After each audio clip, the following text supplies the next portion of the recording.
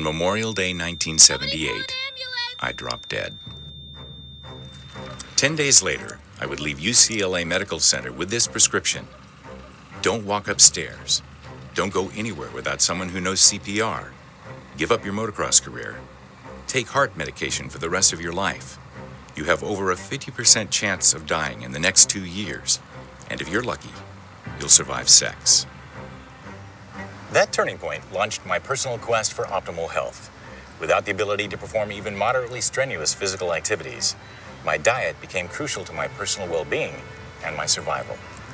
First, I went with the U.S. government's conventional advice, following the USDA's low-fat, high-carb food pyramid recommendations. I soon learned that following the food pyramid left me constantly hungry, hypoglycemic, and over-obsessing about everything I ate. I continued searching, reading everything I could get my hands on about natural health. I experimented with a wide variety of eating methods, cleansing fasts, and dietary philosophies to see if they could help me be my healthiest, including macrobiotics, juicing, water fasts, the Master Cleanse, natural hygiene's food combining, and vegetarianism. I also explored spiritual disciplines and their dietary ideas, and ultimately became a raw food vegan in an effort to find both health and the same inner peace I'd felt during my near-death experience on the running track. For over 5 years, I ate only uncooked fruits, vegetables, nuts, seeds, and sprouts, an experience that inspired my first book, The Christ Diet: Connect Your Cells to Your Soul. But as time passed and life stresses tested my resilience, I didn't feel as good physically or emotionally as when I first began a vegan diet. The defining moment for me was my mother's death at the hands of a drunk driver. My dietary discipline, no matter how well-intentioned, wasn't providing my body, mind, or spirit with the materials I needed to recover from the physical and emotional impact of my loss. In fact, it wasn't long before my inner voice began crying out for real protein. During these same years, as I became a writer and broadcast journalist, we've seen a new national crisis emerge, an epidemic of overweight, obesity, and diet-related chronic disease that is now the #1 killer in the U.S. and spreading unchecked to developed countries around the globe. The confusion for most Americans is that we see and hear so much contradictory advice that we don't really understand what to eat for optimal health. How can we deal with a national obesity epidemic when most of us aren't even sure how to lose our own excess body fat? In fact, 10 years ago, a National Harris poll said 80% of Americans over 25 were overweight, and ABC News declared that Americans are fat and just too confused to do anything about it. The public is confused not because what are known as facts continue to change. The public is confused because what the media and special interest groups and large corporations selling foods, etc., would like you to currently believe as a fact keeps on being changed. 90% of the people that I see have no clue, and they're just jumping from one thing to the next thing on a daily basis. I think we just need to ditch the whole thing and reconceptualize and reteach nutrition. From a very basic point of view, I think we complicate it too much. I have spent a fair amount of time in hospital scenarios, and it's tragic when you see some of the compounding factors of obesity and how it shortens lives, how it decreases the quality of life. So it's a tragedy in that regard, particularly when we're seeing more and more children affected by it. People will not be able to afford the cost of chronic obesity and diabetes and all of the complications that come with that. We're spending $147 billion a year because of obesity-related conditions. And we've seen the rate increase among kids in all communities. In the African American and Hispanic communities, the numbers are even worse. Add to the mix our new personal media devices, and escaping our uncertainty is made increasingly difficult, because we are surrounded by a never-ending cycle of ever-changing diet recommendations and emotionally charged nutritional beliefs. Everywhere we go, every day of our lives. There are 3 things in life which are very visceral: religion, politics, and nutrition. They're all based on belief systems, and none of them respond well to challenge. Essentially, they say, don't confuse me with the facts because in my heart, I know I'm right. A quick Google search on healthy eating reveals literally thousands of contradictory messages, medical entertainment shows, superficial news coverage, inaccurate reporting, and personal opinions delivered as fact, fueling even more confusion. Nobody's really interested in delineating the distinctions here and educating people and allowing them to make an informed choice. We look for sensationalism, and so they create a very false dichotomy right out of the gate that usually the person presenting information like this, Gary Taubes and some other people, have been kind of waylaid by these setups, essentially. Health is not simply the absence of disease. Health is being healthy. And a lot of people have no disease, but they never get enough sleep. They can't get out of bed in the morning. They don't have all the energy they need for the things they do. They have to visit a doctor 2 or 3 times, in a 6-month period. They're at their chiropractor every week. They take 2 or 3 over-the-counter pain meds, 2 or 3 anti-inflammatories, a bunch of antihistamines. That's not health. They don't have a diagnosed illness, and they are not healthy. And that's most of the public. The tragic end result of this confusion is that in the U.S. alone, it's estimated that between 300,000 and 400,000 people die every year from complications directly related to their diet. That means in 10 years, 4 million more of us will be dead from largely preventable causes, a statistic that should stop us in our tracks and push us to search for an immediate solution. Yet what remains is an invisible epidemic without a face. Sadly, unless we see the horror for ourselves on live television, as we did September 11, 2001, we don't seem to grasp the very real threat to ourselves and our loved ones. With all due respect to those who lost their lives that day, their friends and loved ones, take a moment to consider this analogy. The largely preventable deaths of the 300,000 to 400,000 people who die every year from disease caused by the diet they eat every day is about 100 9/11s, essentially the same as one 9/11 every 3 days, year in and year out, with no end in sight.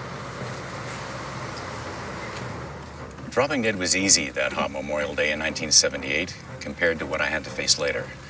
That day, at the age of 24, I felt no pain, had no visible scars, and soon moved forward with getting my life back together.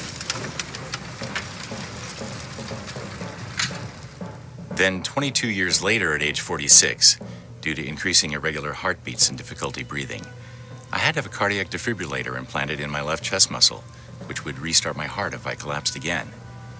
The implant was a physically painful and dispiriting reminder of my mortality I could see and feel every day.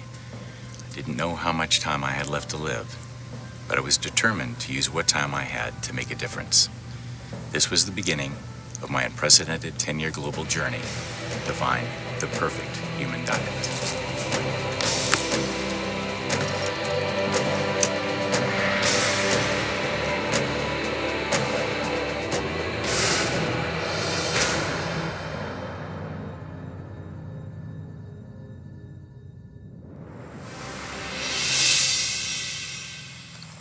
Albert Einstein once said, "We can't solve problems with the same kind of thinking we used when we created them." Similarly, when I was a boy and I really wanted to know the answer to a complex or confusing question, my parents gave me some simple advice to open up my mind to new ways of thinking. First, they said, dive in and do your own homework. Second, be willing to look past conventional thinking for clues and alternative points of view. And finally, don't be afraid to go back and start at the beginning and see where it leads you. Using that model, preparing to search for the perfect human diet required me to do some homework on a few nutritional pioneers that are flying under the radar of conventional dietary thinking. The West Coast Repository for one of the largest libraries of books and media dedicated to preserving the works of the nutritional pioneers is the Price-Pottinger Nutrition Foundation in San Diego, California, where I spoke with the foundation board vice president, David Getoff. The foundation is set up to do 2 main things. To archive the works of all the nutrition pioneers, and the other is to promote the information that was derived from all that work, and to have people understand that the ways in which the population of the planet, not of the U.S. or any particular little area, but the planet ate when they were researched by Weston Price, when he traveled around our world, looking at all sorts of different tribal and traditional populations that had not yet been influenced by all of the things that we're all influenced by, because there wasn't anything around them. They were still eating in the traditional methods, that they had very unbelievably extremely good health, that they had a completely different looking face, which some people today might not even like, because we've gotten used to the thin faces that have developed from improper feeding, which is pretty cute, actually. It's very interesting. But the jaw structure in the skull was large enough that you didn't have to remove your wisdom teeth because there wasn't room for them. You didn't have to pull 2 or 3 other teeth out for orthodontia and then work on an overbite or underbite. None of those things happened because we were all eating correctly. What I say in classes is generally that the longest running and most comprehensive and the largest number of people in the actual group of research that has ever been done on the human diet is called the history of the world. And so when somebody takes a small research study that went on for 6 months or 10 years, and it seems to show something which Weston Price's research showed the opposite of, then the new research is wrong. Because Weston Price's research was specifically designed to look at tribal populations that had been eating the same diet for many, multiple generations, and that they still had perfect health. Another modern nutritional pioneer flying under the radar of conventional dietary thinking is Professor Karen O'Day, currently at the University of South Australia.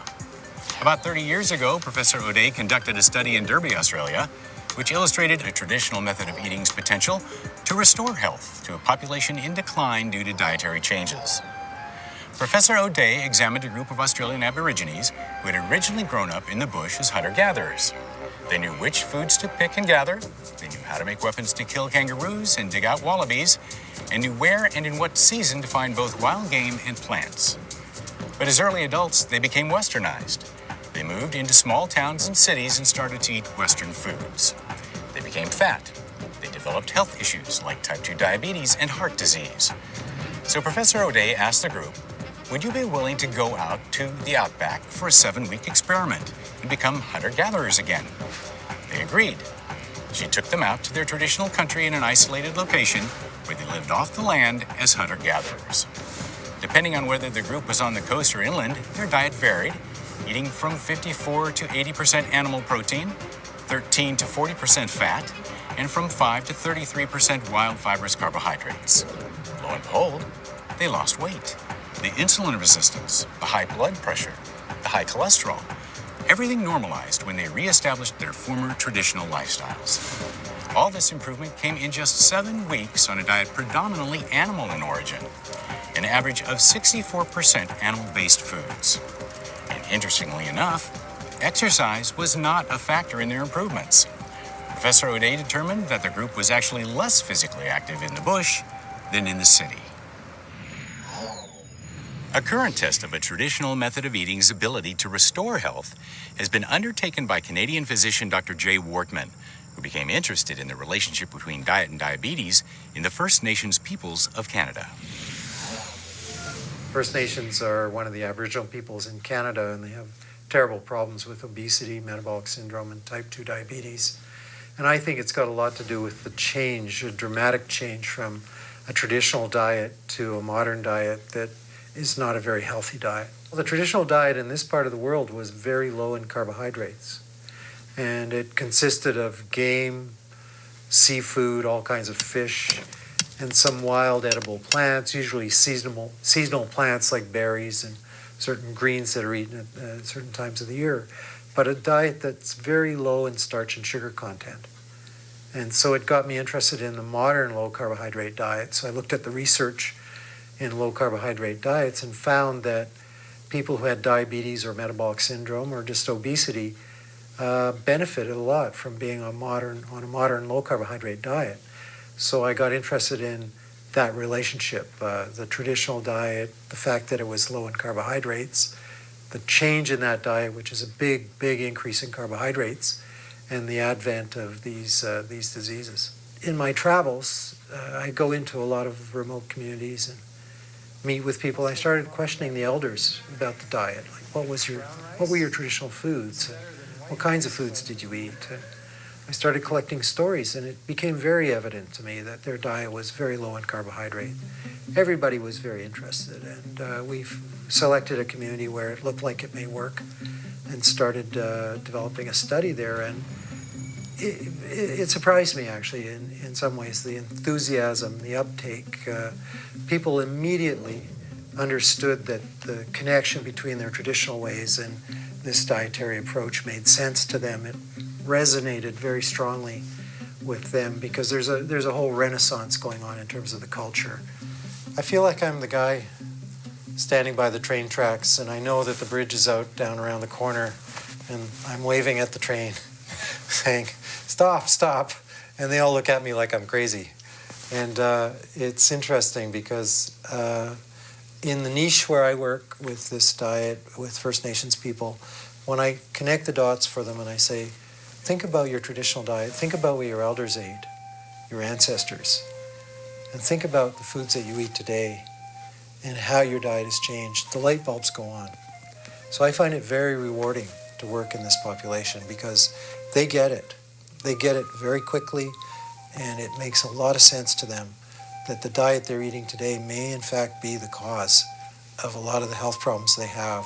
So that very strong resonance of this idea in this population gives me hope that we will make a difference with this approach. And if we make a difference here, it's going to be hard for everybody else to ignore.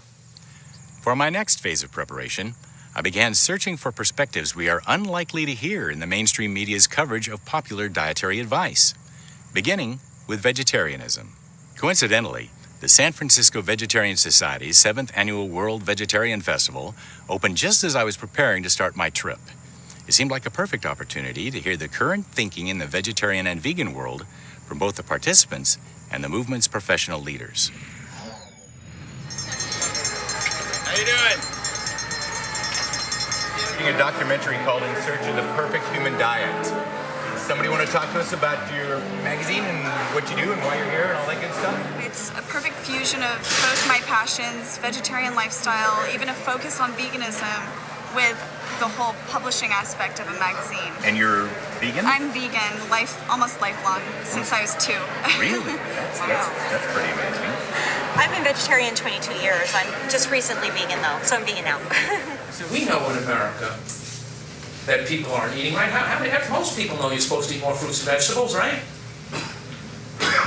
I don't tell people they should eat more fruits and vegetables. I tell people, they say, how many servings of fruits and vegetables? 5 a day, 6 a day, 8 a day? And I say, no, stop counting. Don't add fruits and vegetables to the core of your diet. Make fruits and vegetables the diet. You follow that? Then we can count what things we eat, a couple of this and a couple of that aren't fruits and vegetables. But most of what we eat should be fruits and vegetables, and our diet should be vegetable-based. The mistake that most vegetarians make is they think they need to make up for the lack of dead, decaying flesh in their diet. You don't need to make up for the lack of meat in your diet. You just need to get rid of the meat. Okay? And then you need to get all of your calories from whole natural foods, not from highly processed, heated, beaten, treated, chopped, diced, salted, sugared crap that's being sold at 5 times the cost of whole natural foods, because that's what people want. Tell us why you're here.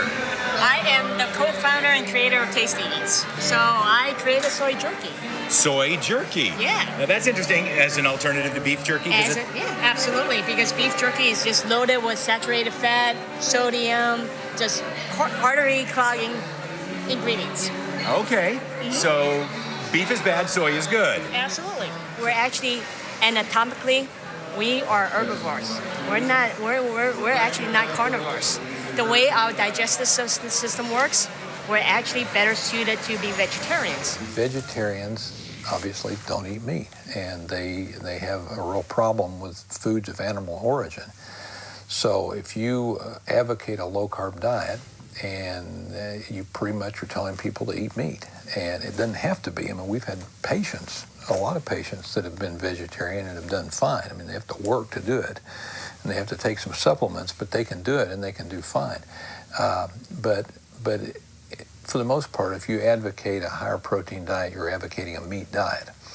And people that are vegetarians look for every reason to not eat meat, and up to and including trying to promote this idea that it's healthy, that the vegetarian way of life is a healthier way of life, which is not true. I mean, it's absurd. That are sort of articles to physicians on how to deal with patients on vegetarian diets, not to get them off the vegetarian diets, but how to, what kind of treatment problems you're going to run into. I mean, it's an aberration. It's not the way of man. I mean, we've got a carnivorous GI tract. There are two kinds of GI tracts, basically. There's a carnivorous and there's an herbivorous. And an herbivorous GI tract is, got multiple stomachs, a lot of herbivores, because the nutrient density in plant foods is so low. But animals, cows that eat grass and things like that, that's really not very nutritious. They have to eat all the time. A lot of these vegetarian animals regurgitate their food and rechew it and reswallow it. Some of them even eat their own feces to recycle it to try to extract every little bit of nutrient out of it. But the main thing is they have to eat all the time. And we don't do that. We can eat once a day and do fine. We can eat once every 2 or 3 days and do fine, just like lions can. I mean, we've got a carnivorous GI tract. So, and vitamin B12, which is only found in foods of animal origin, is essential to us. I mean, if we don't get vitamin B12, we die. It's an essential nutrient. So that right there, in and of itself, with nothing else, is an argument against the fact that our natural state is vegetarians. It's nonsense. What is commonly referred to as the low-carb diet, recently gaining wider media and medical acceptance, reframed as low-glycemic, had its beginnings in 1863, with the first popular diet book ever written, Banting's Letter on Corpulence, addressed to the public. In 1862, London undertaker William Banting was 65, 5 foot 5 inches tall, and weighed 202 pounds. So fat, in fact, he wrote that he couldn't stoop to tie his shoes, became winded with every slight exertion, was losing his eyesight and hearing, and had to walk downstairs backwards to avoid knee and ankle pain. After 30 years of failure trying everything we're still advised to do today, including reducing fat, cutting calories, and exercising more, one doctor finally prescribed a diet that advised him to, quote, abstain as much as possible from bread, butter, milk, sugar, beer, and potatoes, which had been the mainstay of his diet for years, and eat instead 3 meals per day, primarily of meat, fish, poultry, or game, very small amounts of dry toast and fruit, any vegetable except potatoes, tea without milk and sugar, and dry wine, and no strict restrictions on the quantity of food at his meals. In August of 1863, Banting wrote in his booklet that at 66 years of age, he had dropped 35 pounds in 38 weeks, and later, 50 pounds by early 1864. His eyesight and hearing improved, he could exercise freely, and yes, he could finally walk downstairs forwards with perfect ease. His book became a phenomenal success, ruffled the feathers of some in the medical community and popular press, and his name became part of the Queen's English as a verb, meaning to diet. We know that Banting came out with his diet in 1863, published it, but how did the medical community respond? And what people don't realize is that, for the most part, the medical community decided that Banting was right.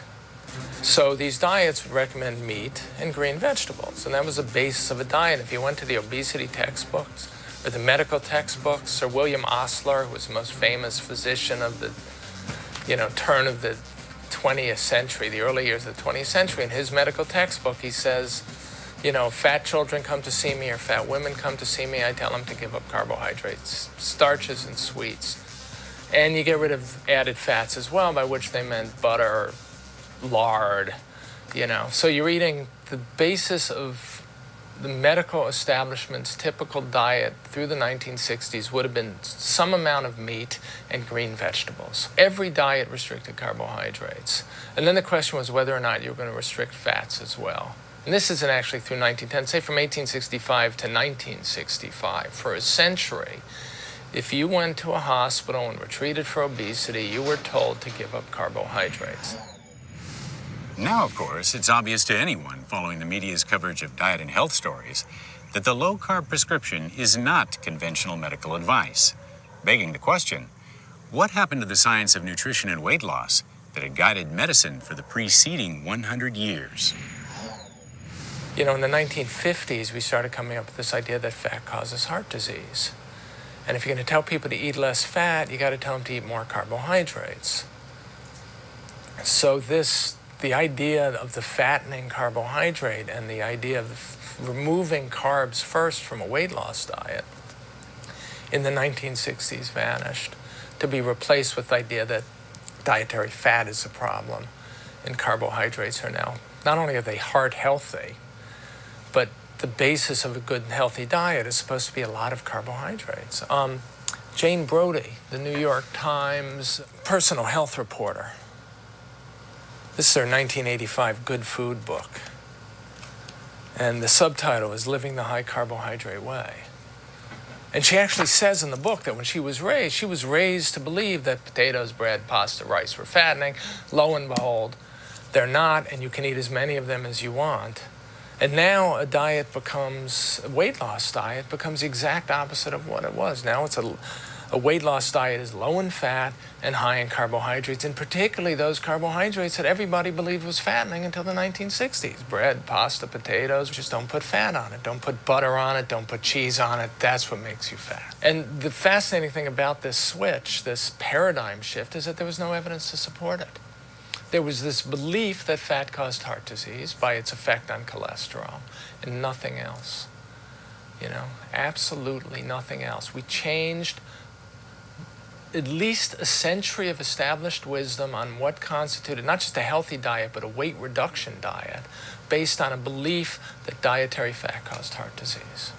You know, we have come out of the era in which fat was demonized as the bad macronutrient.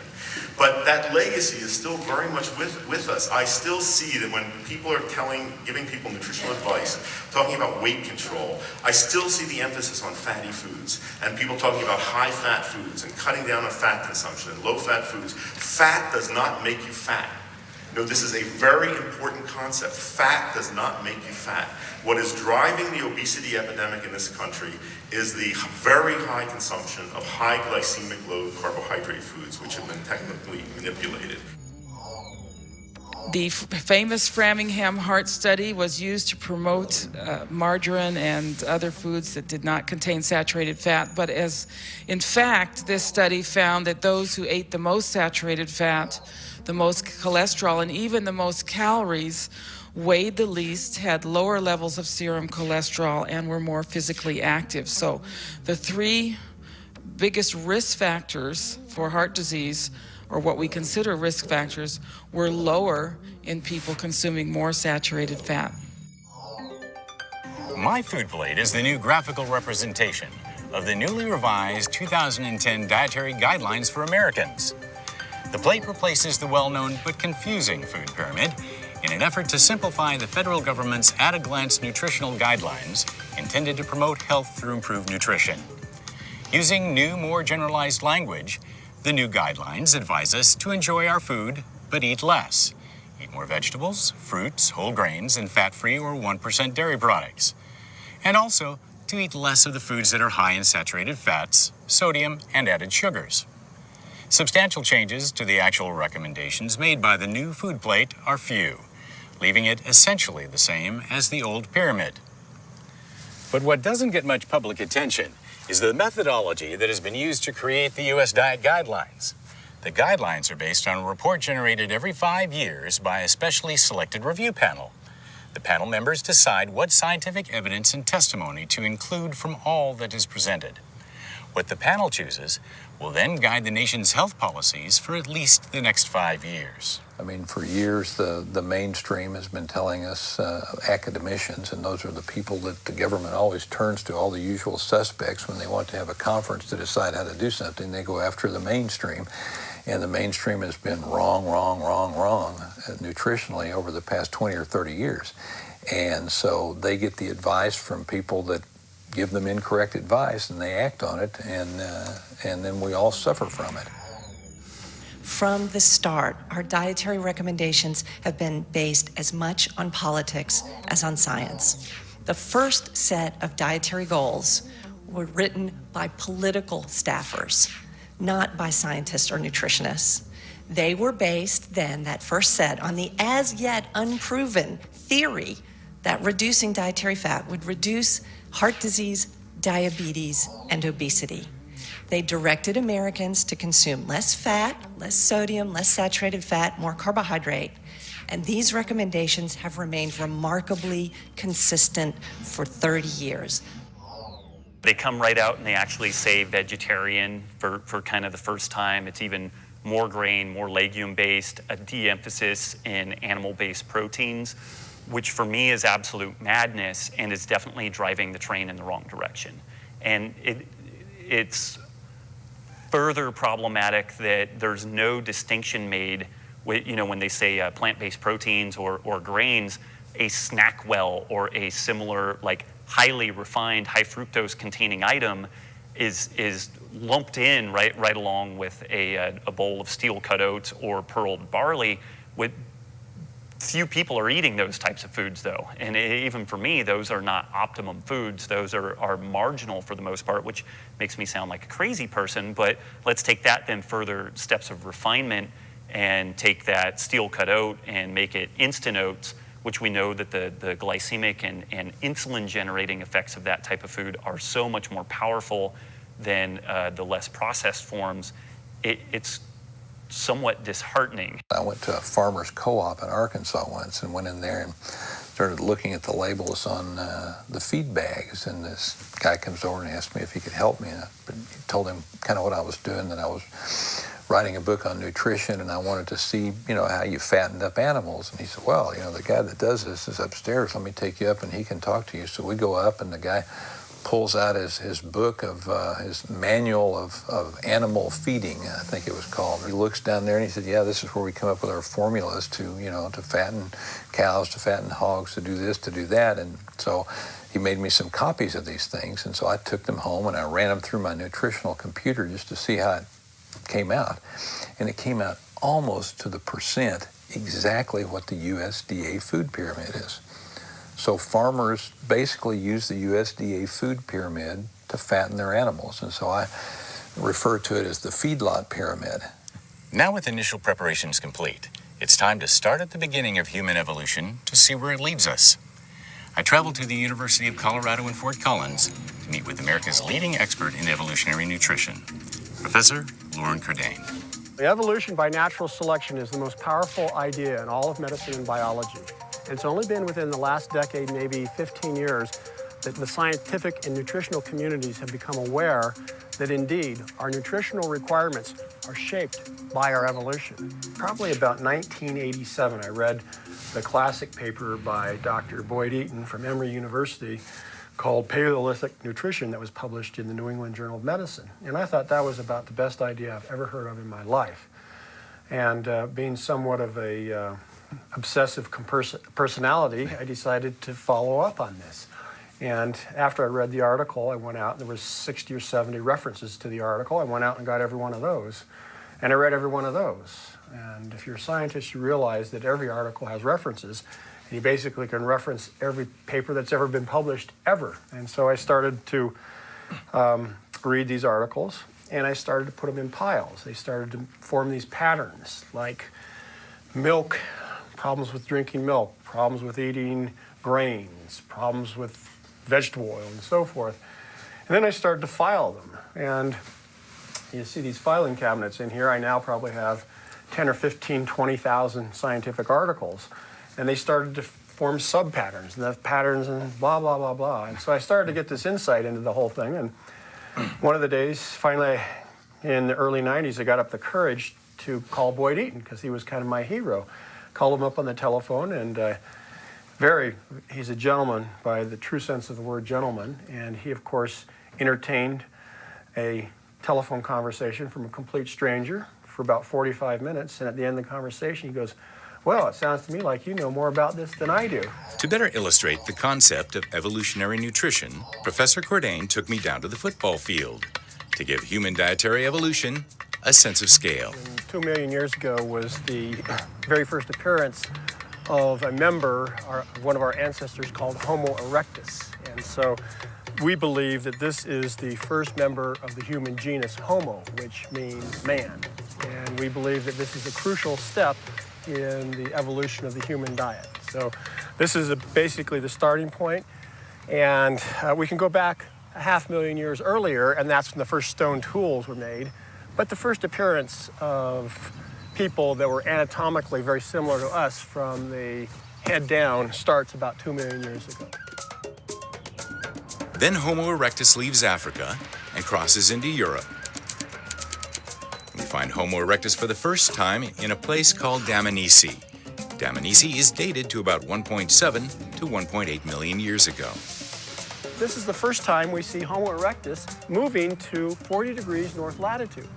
Now, the crucial idea at 40 degrees north latitude is that plant foods are not available all year round. So there's a number of months out of the year when there is nothing to eat but animal foods. After we pick up the fossil record from Dmanisi in Georgia, the Homo erectus spreads throughout the rest of Asia. They go east to a site in China roughly 1.65 million years ago. They spread all throughout Asia up to about 40 degrees north latitude, but they couldn't crack much higher latitudes than that because they probably hadn't mastered fire by that time. Then we have Homo spreading from southern Europe on into northern Europe, and we can go to Boxgrove in England about 500,000 years ago, between 400,000 and 500,000 years ago, where we can pick up the fossil record there. Boxgrove revealed a rich fossil record of big game animals and the butchering of large herbivores, including a rhinoceros. Another famous European site is in Schöningen, Germany, dated to 400,000 years ago, where a series of wooden throwing spears were found. Radiocarbon dating has confirmed that 3 of the wooden spears found there are the oldest complete hunting weapons ever found. They were found with more than 10,000 animal bones, mostly from horses, including many that were butchered for edible meat. Then, at about 230,000 years ago, we first see evidence of Neanderthals in Europe. And the evidence suggests that, like early Homo, they were highly dependent upon animal foods. As our brain size increased, our behavioral sophistication also increased, and we were better able to hunt animal food. We weren't dependent upon scavenging them, and so more and more the fossil evidence suggests that more and more animal food was included in the diet. It takes a degree of behavioral sophistication to be able to make a sharp stone stick to the end of a spear. Now, did diet have anything to do with our sophistication? We believe that it does. We believe that increasingly we started to include more omega-3 fatty acids in our diet. We believe that as we became more and more dependent on omega-3 fatty acids, that also facilitated increased brain growth, increased behavioral sophistication. So by following this dietary path here, we were getting smarter and, more sophisticated and better able to survive and take care of ourselves. Literally, the evolution of the human brain was dependent upon animal foods. We would not be sitting here speaking to one another had not those guys way back there started to eat animal foods. So as I understand it, then right next door is another critical time in history. That's absolutely right. 192,000 years ago in Africa, for the very first time, we see anatomically modern humans appearing. 192,000 years ago. So the next stop along the line is when things really took a big hit. Well, that's right. When we look at anatomically modern humans, they left Africa, perhaps give or take 20,000 years, by about 70,000 years ago, and they headed east again. They went towards Australia. So about 45,000 years ago, we think anatomically modern humans entered Europe. And we also believe that they were behaviorally modern by that time. We believe that they had full capacity for speech. We see sophistication in the tool making. We see art. We see burying of the dead. We see musical instruments. We see cave paintings. Wow. Yes. And so there's famous cave paintings in Europe where we actually see these humans hunting wild animals. That's in France, right? In France, that's right, yeah. Let's shuffle forward to about 10,000 years ago, which is the half-yard line. The half-yard line? The half-yard line, indeed. That was 10,000 years ago. Now, that seems to be historically remote, But on an evolutionary basis, it's a drop in the bucket, isn't it? Let's shuffle on up there. And we look back, and that's a long ways. From that point until here, every human being on the planet ate wild, plant, and animal foods that they either hunt or gather. From that point to here, nobody drank milk or ate grain. So for the first time, we see humans eating dairy and wheat, and then there was another big change with that, right? That's right. With the Industrial Revolution, we started to include refined sugars, refined grains, and mixtures of these refined sugars, refined grains, refined oils. We call them processed foods. These are the ubiquitous foods in the typical American diet that comprise more than 70% of the average calories in the American diet. Right now. Right now. 70% of everything that we eat stems from the industrial period, essentially. The industrial period forward. And actually, processed foods really didn't get going until about 1900, 1920. So let's go down to that point here on our evolutionary time scale. And let me point down here to this. If we take a look at the last fifth of the last inch, we're talking... Right in front of your fingernail. Right in front of my fingernail. The last fifth of the last inch of this entire evolutionary time scale, that's when humanity started to generally eat processed foods. Now tell me, my God, when you look back at that distance to here, is it any wonder that we are having trouble with our diet? We are so far off base from what we are genetically programmed to eat. The second leg of our search takes us to New York City. First to meet with the American Museum of Natural History's Gary J. Sawyer, physical anthropologist. Sawyer specializes in the forensic reconstruction of our extinct relatives based on the most up-to-date evidence of where and how our ancestors lived. We do not know how to eat properly. We feed ourselves, but we fail to give ourselves the proper nutrition. And after a while, it becomes cumulative, and that's when we start developing degenerative diseases. I'd like to welcome to the Hall of Human Origins. We're going to take a big leap in time now into what we call the very early Paleolithic. If you follow me over this way, okay, I'll be able to explain to you. Great.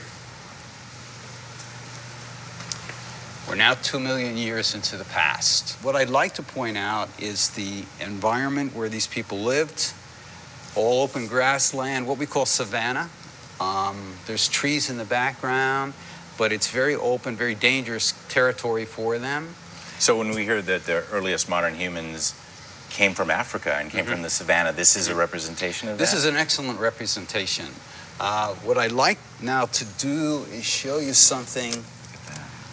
All right, this is a fossilized skull, approximately 2 million years old, in excellent condition. To find a specimen like this, so perfectly preserved. These people were now becoming more and more meat eaters, and we feel that this had a great deal to do with expansion of the brain. Our bodies evolved the way they are now quickly. Our brain, however, took a while to catch up. However, with a high-protein diet, as what they had, that was the secret for encephalating our brain and for the greater intelligence that we have today. Does that mean growing our brain? Getting more? Yes, it does. It does. Yeah, they would actually crack open the skulls of these animals and actually get the brain tissue out, which is high in cholesterol, break open the long bones, and get the marrow out and eat that. So already early fossil humans were consuming meat. Right, okay. and that made a big difference in our evolution and how our brains developed. We believe it made all the difference in our evolution. If we had stayed as vegetarians, in all probability, I wouldn't be speaking to you on this particular high level of intellect. This is a diorama that features anatomically modern humans, just like you and I, albeit very primitive. If you look at the background, they're living in a tundra environment, but they've already constructed a house, a very interesting house made of mammoth bones. It's all mammoth bones? It's all mammoth bones, correct. These are what we call anatomically modern humans, just like you and I, identical in all respects, same form of intelligence, everything.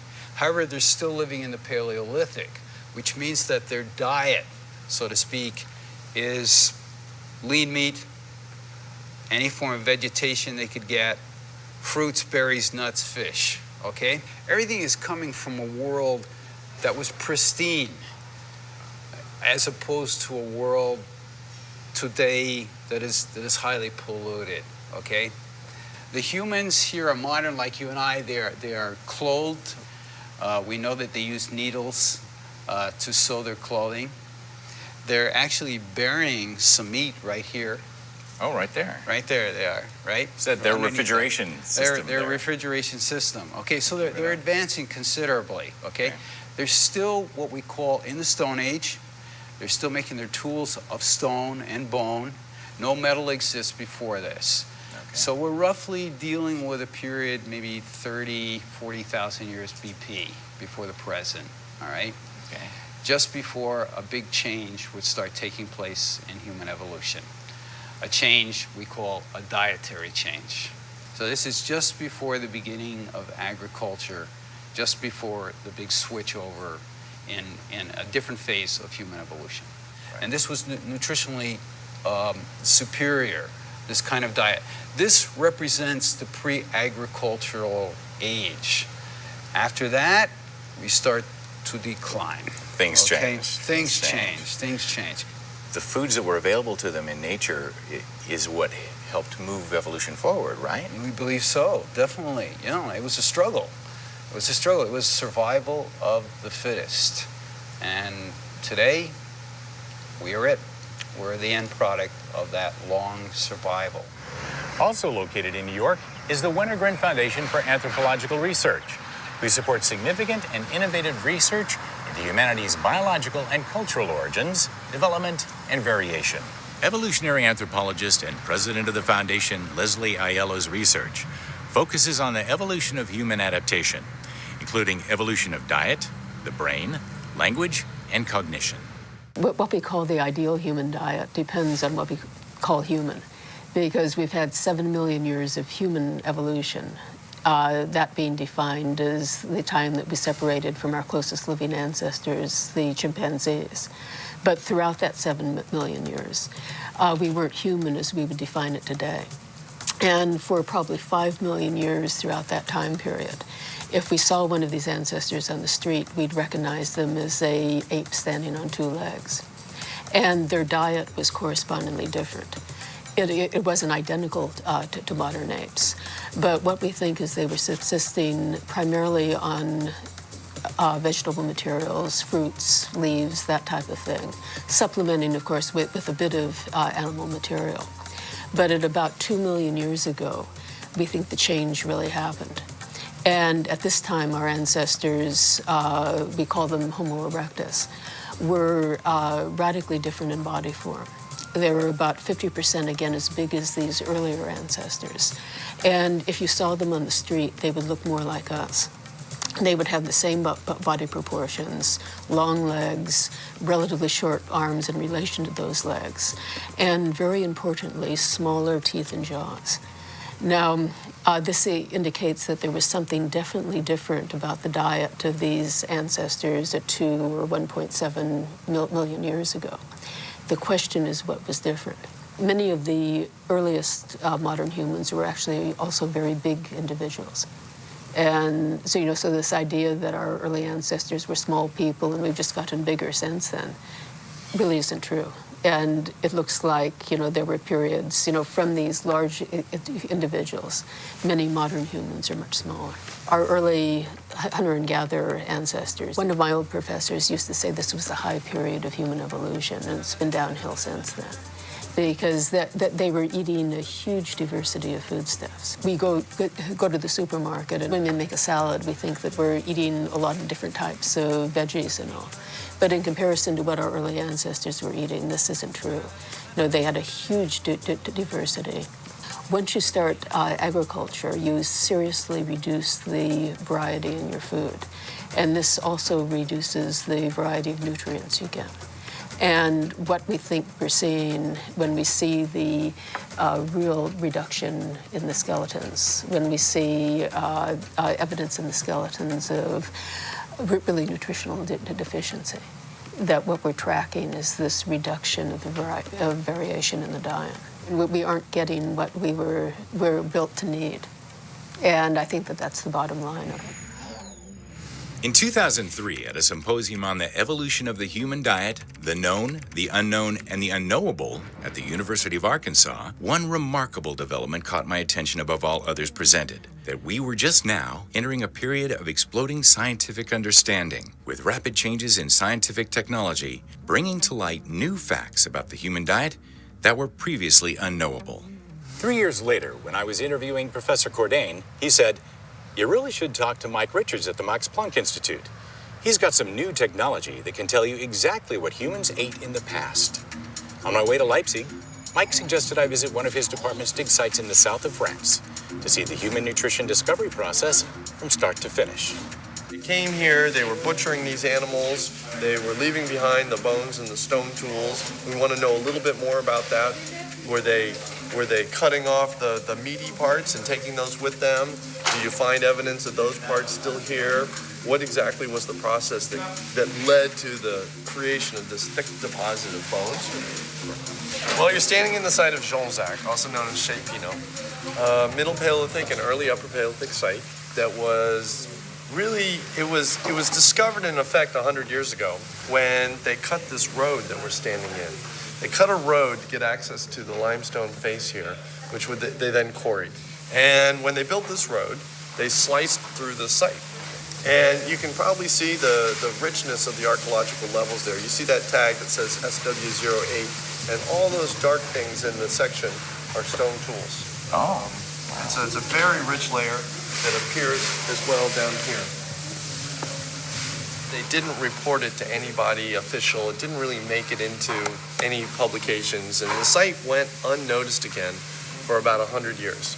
And it was in the 1990s that a French geologist working in the region came here and took advantage of the road cut, came across the stone tools and the bones in the section, and brought it to the attention of a local French archaeologist. What we do is we study the bones and stone tools left behind by first Neanderthals and then modern people at the top of the sequence, and reconstruct what kinds of stone tools we find and what kinds of animals they were hunting at what periods, and indeed were they hunting, or were the bones brought here by other kinds of animals like various kinds of carnivores and so forth. And are these all animal bones at this point, too? Yep, all animal bones. And then that brings us up to this layer of large limestone blocks that you see. Below those limestone blocks, we know it's Neanderthals. Above those limestone blocks, we know it's moderns.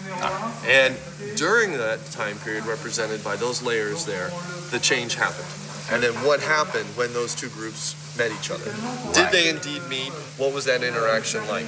And here you would have had hundreds of thousands of years of Neanderthals living here, well adapted to this region, doing perfectly well, probably. And then in come these modern individuals. How did they react? What exactly happened? Well, and thus far, when it comes down to diet, can you tell from, besides the reindeer, obviously the animals that were here, can you tell us what they ate? Well, the evidence, for the most part, is going to come from the bones, because that's what's preserved. You have a large team here of individuals studying the fauna, and they can tell you a little bit more in detail about the kinds of things they're finding. That they're finding down there. We have found lots of reindeer during the excavation, and as you can see, long bone of reindeer, and we've got a scapula of reindeer there, just there, and a lot of rib. Is the preference for reindeer because reindeer was the animal that was here, or do we have a lot of reindeer because they really wanted reindeer and there were horse and bison around, but they ignored those? Those are the kinds of questions. Right, selective. Exactly. Is there anywhere in this layering that you said Neanderthals completely disappeared? You don't find Neanderthals after that layer of roof fall. Moderns came in. So modern humans more like us? Yes, exactly like us. Exactly like us. They were modern humans. They had a brain that was organized, as far as we can tell, like ours. So you have to imagine these Neanderthals being extremely capable hunters, extremely capable at surviving in this environment. They were very intelligent, bipedal hominins, successfully adapting to this region, but yet at the same time, not quite us. To me, that's what makes them so interesting. We want to really understand if those Neanderthals were encountering anatomically modern humans, because we want to understand if they interact with each other. Because right after that, they disappeared. And of course, one of the big questions is why did they disappear? And what happened when they disappeared? It's certainly one of the bigger questions is, I mean, it's kind of fun Why to are we imagine. here and they're not here? Yeah, exactly. Yeah, that exactly. kind of thing. What happened? What happened exactly? That our species is the one that was left standing. Would you say, based on the archaeological evidence, that they were healthy compared to humans today? Well, fortunately, they were healthy, because we would not be here if they were not healthy. All of the fossils excavated at the dig are taken a few miles away to a field lab where they are identified, bagged, labeled, and logged prior to being taken back to the Department of Human Evolution's laboratories in Leipzig, Germany.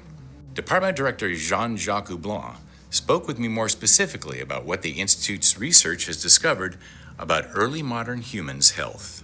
Well, if it looks like Neanderthal and modern humans evolved as hunter-gatherers, were we healthy then, and were we healthier than now? Well, I'm sure that they had a lot of troubles with their health, but very different kind of problems than the one we have now. We live in a society which is very safe. We don't have much accidents. Although we have violence, it's limited. And so we are mainly preoccupied with all the health problems related to our diet and our way of life. I think for the Neanderthals or for the first modern humans in our regions, they were mostly preoccupied in finding food. And the kind of problems they had in their daily life with their health was basically related to all the kind of accidents they could have looking for food and hunting animals. It's very unlikely that they had a lot of obesity. What we can say, just looking at their skeletons, is that they look like very tall, very strong, and very healthy people in general. From the farmers, we have to suffer sometimes some kind of misadaptation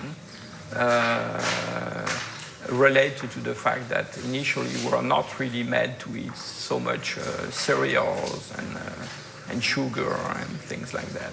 The next destination is the Max Planck Institute for Evolutionary Anthropology's Department of Human Evolution in Leipzig, Germany. Professor Mike Richards' research involves the application of stable isotope analysis of bone collagen to determine human and animal diets, as well as dietary changes in prehistoric and historic Europe. These are the things that I think people are completely confused about. I mean, I certainly was growing up. You just think that these are, it's good to have a glass of milk, and it's, that's good for you, and have lots of cereals every day, and these kind of things. But when you really think about it, you realize that these diets are not so good for you at all. I run a group that's in a field called archaeological science. So we specialize in applying, sort of hard science techniques to anthropology, archaeology. And I understand you're also working with early human diet here? Yeah, my main specialty is diet. I study bone chemistry as a way of getting at what the diets of people and animals were in the past. And one of the main things we're looking at is the evolution of diets through time by trying to get this information from these bones themselves and doing scientific analysis of the composition of these bones. People have hypothesized that it's a trait of the first Homo, our species, is that it's animal products is what led to our increased brain size and all the sort of things that set us apart from other primates. And the problem is the evidence for this is circumstantial. You find tools that are being used to cut up animals, you find butchered animal bones, but there's no way to really tell what proportion of the diet that represented, and plant foods just don't survive, so they're invisible. So we have to use this kind of study, looking directly at the fossils themselves with the bone chemistry, to really prove what proportion of their diet was coming from animal protein versus plant protein. The first step is taking the sample. That usually happens in the museum or in the field. And we try to take as small a sample as possible, so maybe like the size of a thumbnail is what we can work with. When we get that sample back to the lab, we clean off the outside layer to get rid of any sort of contaminants from the soil. Then we take that bone and we put it in hydrochloric acid, and that dissolves away most of the bone, because most of bone is mineral. And that's where these contaminations from the soil will come in. So we want to get rid of that entirely, and it leaves this protein. And then we take that freeze-dried collagen, white fluffy collagen, to the mass spectrometers, and we measure the amount of carbon and nitrogen in it to make sure again that it's really collagen. And then we measure the isotope ratios. And when we get those numbers, we compare, for example, Neanderthals to animals that lived at the same time. So you know that if you have reindeer, you know they're herbivores, and then if you have wolves, you know they're carnivores. So you build up this whole sort of food web with isotope values, and you see how they all fit in. But when we pick up this story with the Neanderthals, which is the first time we can, then we do see really they are getting all their protein from animal sources. So as predicted, we pick that up. And then we see with modern humans as well, the same thing, that they're very successful because they're eating mostly animal protein as well. And very little plant foods in Europe, but a larger range of animal foods, including, I think, fish was a big part of modern humans. So that's the idea we have of sort of the Paleolithic diet, that we see it for modern humans. It's a lot of animal protein, I think. I spent a lot of time working on Neolithic and post-Neolithic sites as well. And there you really do see the humans with much lower nitrogen isotope values, and they're clearly getting a lot of their protein from plants. As agriculture moved. As agriculture moves in, yeah. But before that, they had the same kind of values as the Neanderthal? Yeah, except for this addition of these extra of fish. That seems to be the big difference. Main difference. So, until agriculture, were there any modern human vegetarians? I really don't think so. I do not think so. And actually, it's extremely hard to find vegetarians, even ethnographically or archaeologically. In all the studies, we've measured thousands and thousands of humans from all over the world, and I think we've yet to find a vegetarian or vegan. There's no way. Sometimes we do, but then we go back and realize that we actually sampled a cow or something by mistake. Yeah, there are no vegans until recently. So when you get really big villages, people crowding together and having a really high, I guess, amount of cereals in their diet, and you really see a difference in their bones. And these diseases that you would never see, you never saw in the Paleolithic, you start to see in kind of high abundances. So does it make scientific sense as well as logical sense that we can learn things from their lifestyle that would then apply to us?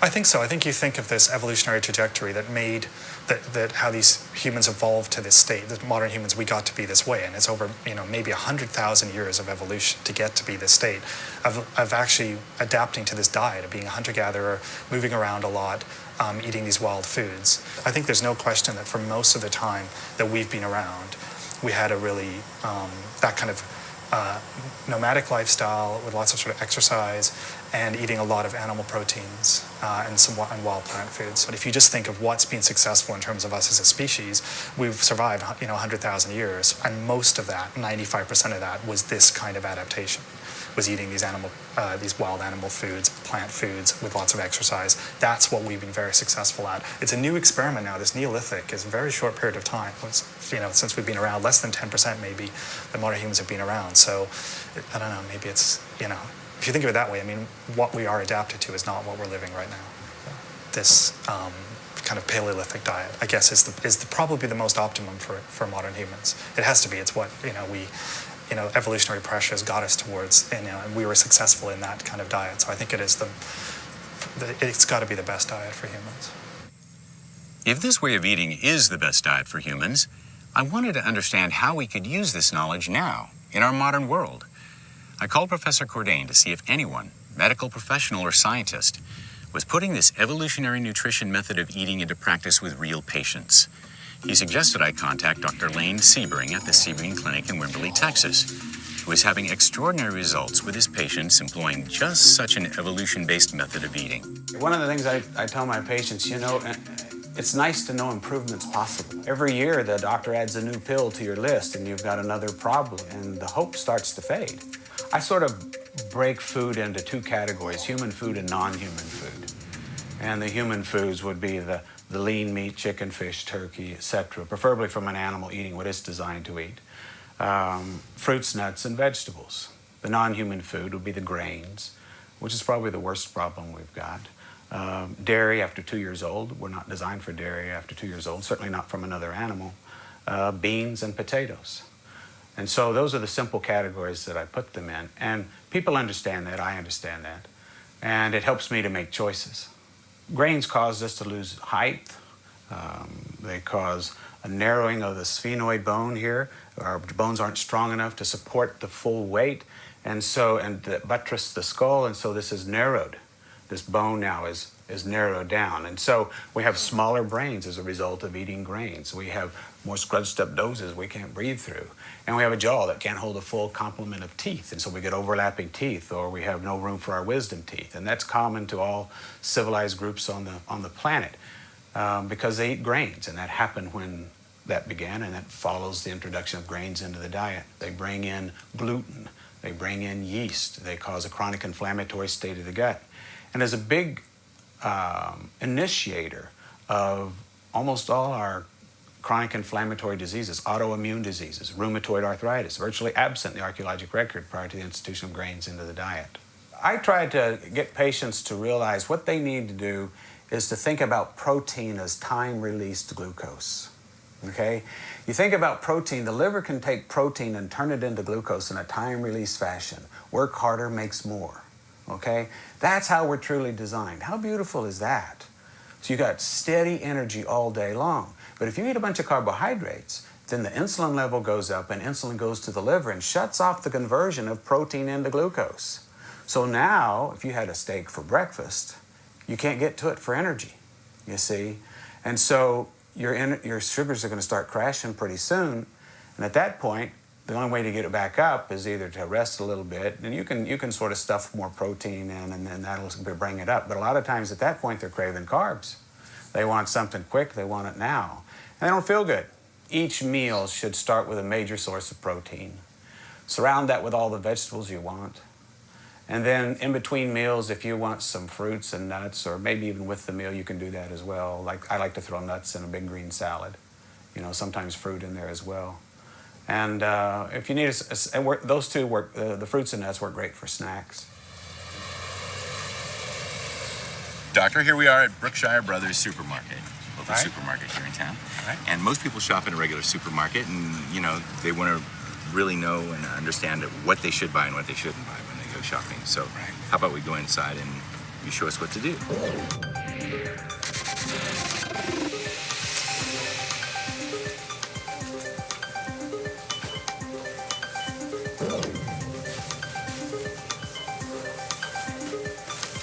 The healthiest meat are the larger cuts of meat. You know, you want to get larger cuts of meat.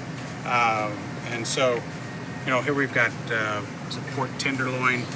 Here's some more of my favorite here, sirloin steak. Looking for, here we go, some rib eyes. Let's get some distinctions here, because a lot of people that are on the run or whatnot, they'll get frozen vegetables or canned vegetables, and they don't feel like they have time for fresh. Is it any good for us? Well, between the frozen and the canned, the frozen is much better for you. Okay. It's not, they often add some salt, but here's some collard greens, etc. But these are frozen. They're usually quick frozen, and so maintain their freshness. In some cases, the frozen can be even better than old, fresh, that's been laying around for a while, because this sort of, for the most part, can stop any sort of decline by freezing. The romaine lettuce is much better for you than the iceberg lettuce. Has a lot more in it. It's just a lot more nutritional value. A lot more nutritional value in it. The color tells you an awful lot. The more color it's got, the better it is for you. Unfortunately, sometimes you have to be careful because there's an awful lot of pesticides used in red bell peppers and strawberries and a few things like that, because they have to do that if they're not going to be grown organically. Here we've got some beautiful fruit. Each one of these is going to be loaded with nutrients. It's really hard to overdo this. If you're diabetic, you need to be careful not having too much fruit. But Right, because one of these a you hear day. that there's still a lot of fruit sugar in fruit. There is, right, fructose. And fructose can do some bad things to you in high amounts. Right. Especially if you're diabetic. Exercise undoes that damage, by the way, and that's another lecture. But this is an excellent source of, especially of energy through the day. You know, eat half an apple in between a meal. It's great. You know, and then eat the other half later. Or an orange. It doesn't really matter. You should eat the orange and not the orange juice. Orange juice can be way too much sugar. People hear a lot of times whole grain oatmeal. Whole grains have problems, nutritional problems, that the refined grains don't. So you can't win either way. Oh, they have their own set of problems. They have their own set of problems. The whole grain thing that's coming up now actually creates It's a a new gimmick. set. Oh, It's a gimmick. Okay. They're touting whole grains. Sounds kind of like wholesome. They have hearts on there, right? Healthy for your heart. Right. That's what and that's what we're led to believe. But it's marketing. So what are the new problems that you get if you have a whole grain? Well, again, it holds a lot of the minerals in the gut. You can't absorb those. Okay. It blocks the absorption of a lot of the nutrients we need. So it actually raises your appetite and increases your need for a good multiple vitamin that you should take separate from the whole grains. You take a multiple vitamin with minerals and you've got a bunch of grains that go with that, you're not going to get any of it. Okay, so you were giving me that top list of things to avoid, and that included bread, the staple of American life. Right. Pretty much. It's what unfortunately, it's not good for us. Okay. If we don't change some things, we're not going to fix this problem.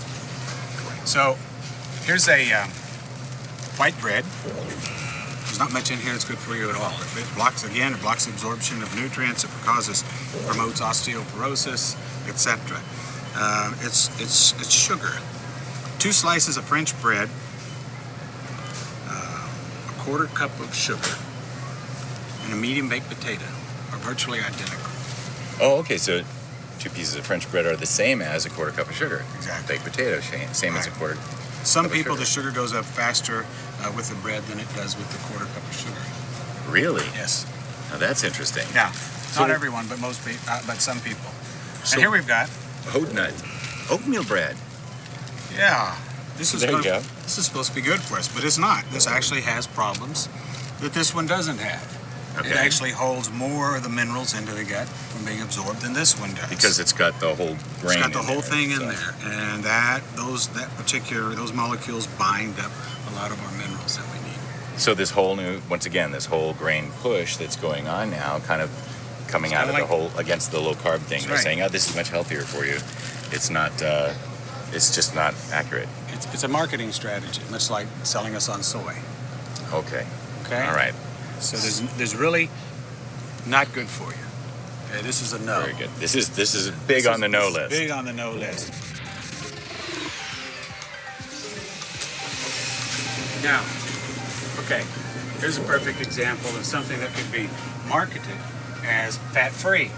And fat-free is supposed to be good for us. Let me come around this side.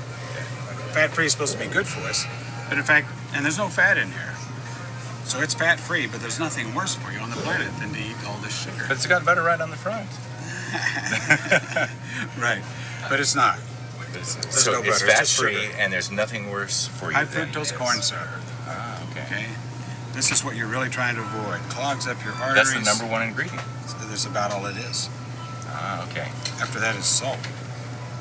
So there's nothing in there that you want. Right, and that's true for probably most of the syrups and those kinds of things. Then you've got the sugar-free version, and then you have to worry about what have they put in here. It's probably not found in nature. It's probably something completely manufactured. Our body knows nothing of what to do with it, and often works as neurotransmitters in the brain that mess up our thinking, cause fogging of thinking, etc. Even shown to produce depression. Here's something off the shelf. Look at this. My goodness, it almost looks like candy. Well, like at Halloween that you would get all these sugar and... That's exactly what it is. It's just coated with thick icing on these little mini wheats. And so the ingredients here is whole grain wheat. We've already talked about the fact that how there's nothing in wheat that's good for you, really. I mean, if you look at it, it's kind of the scourge of health. It's the beginning of the downfall of our health. Sugar is next, sorbitol, gelatin, reduced iron. They're throwing in some minerals in here, which are not going to be absorbed because of the grains. Hold that. And it's whole grain, so it's going to hold it even more. So this is, you're better off not eating than eating this. And unless you're dying of starvation, you can't get any sugar to the brain. This will help you get sugar to the brain, and that's all it'll do for you. Every once in a while, it looks to me like maybe some of the good stuff is hidden in the middle of the This is about it. aisles. From what this is this is about it. Here you've got some walnuts, very good food. Oh, these are great. Pecans, almonds. These, they're hard to overdo. So this is a yes. This is a yes. This is a big yes.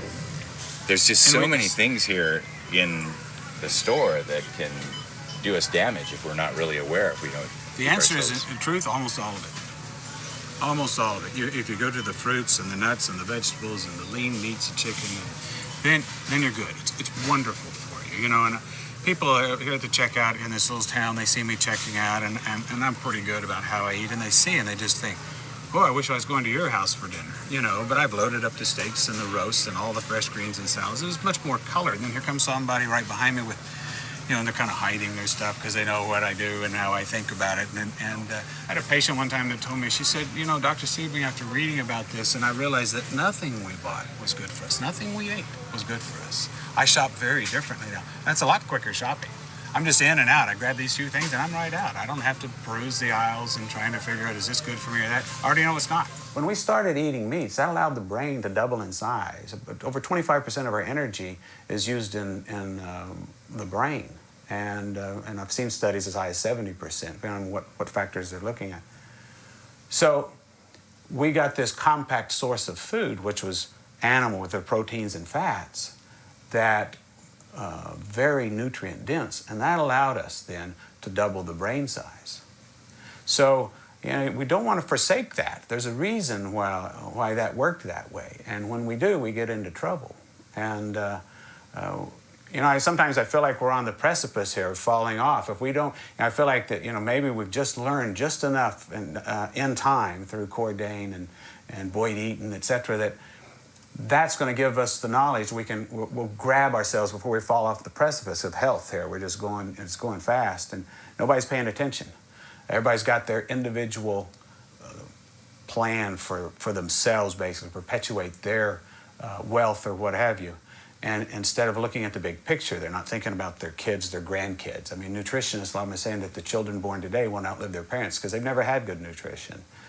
And I've got 11-year-old type 2 diabetics. Type 2 is dietary-induced diabetes? Dietary-induced. And when I first graduated medical school, I never saw anybody under 55 with type 2 diabetes. I've got children, hadn't even hit puberty yet, and they've got type 2 diabetes. And so we've made a lot of mistakes here, and hopefully we can turn this around. My 10-year global search for the perfect human diet has been an amazing and enlightening treasure hunt, revealing a wealth of ancestral and traditional dietary insights, as well as the most recent anthropological understandings of our species' dietary evolution. But what I find most fascinating is the knowledge that has been unlocked through technological advancements in the anthropological sciences, namely, hard scientific proof of what was previously unknowable, what we actually ate to develop the health, strength, and brain power to become the dominant species on the planet. We can now clearly see that whenever and wherever domesticated grains and plant foods became our species' major source of protein, our health declined, and that animal proteins and fats are irreplaceable in an optimal human diet. This knowledge is a game changer. Clearly, the prevailing media and government message is that meat and animal protein are inherently unhealthy, and we should be eating less. But I hope that what we've learned on our search will elevate and inspire the public conversation to include the fullest range of what is now known about the authentic human diet, and that it will eventually be enthusiastically embraced by our government officials when forming public policy. Do I think we can find our way out of the obesity epidemic? I mean, the techniques are there to get us out of it. Whether people choose to adopt those techniques and methods is another question.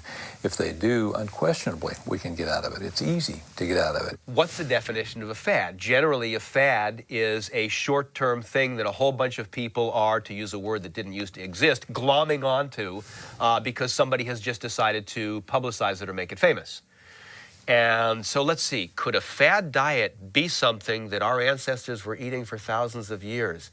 I don't think that fits into the word fad. I didn't invent this diet. All we did is we uncovered what was already there. We uncovered the diet that all human beings ate on this planet until 10,000 years ago. So we did detective work in finding out what that diet is, but don't attribute this diet to me. There will be other scientists that will come along, but the fundamental tenet of this diet will not ever be shown to be wrong because it's based upon our genes and it's based upon evolution through natural selection. I think you have to go back to what we are being most successfully adapted to this point.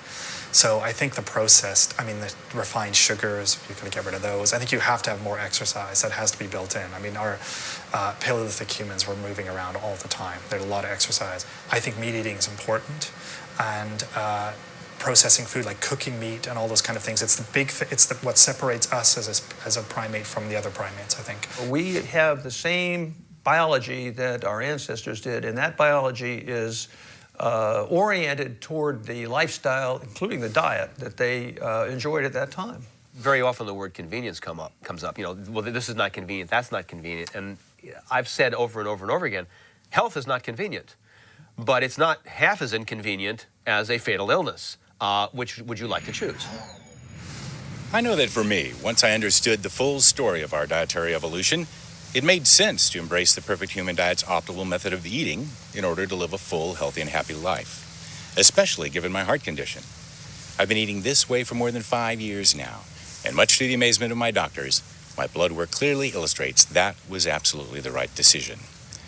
But what gives me the most hope that we can solve our epidemic of obesity and chronic disease is that there is both a new groundswell of interest in ancestral health, and more practicing physicians like Dr. Lane Sebring are successfully using these evolutionary nutrition principles with patients, proving daily that eating a perfect human diet of human foods and eliminating non-human foods makes sense, ends patient confusion, and most importantly, is both practical and sustainable.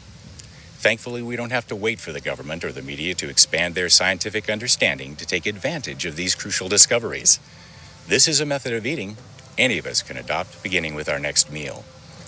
As David Getoff pointed out earlier, there are those who will cry that this is just another fad diet, a passing obsession that will be forgotten in a few short years. But when I asked Loren Cordain's colleague, Dr. Boyd Eden, about that misconception, I think he summed it up perfectly. If this is a fad diet, then it's a 2-million-year-old fad.